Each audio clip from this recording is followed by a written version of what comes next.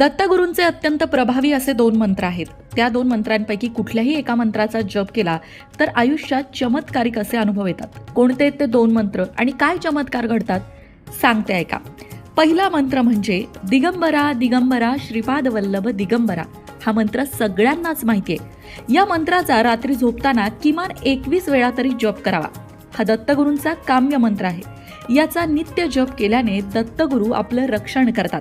त्याचबरोबर दुसरा मंत्र म्हणजे श्री गुरुदेव दत्त. हा मंत्र अगदी लहान मुलांपासून मोठ्यांपर्यंत सगळेजण म्हणू शकतात. किमान 11 वेळा तरी रोज हा मंत्र म्हणावा.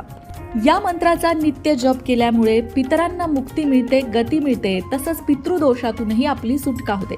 दत्तगुरूंच्या साधनेतला हा उत्तम मंत्र आहे. यामुळे दत्त साधनेत प्रचंड वाढ होते आणि आयुष्याचं कल्याण होतं.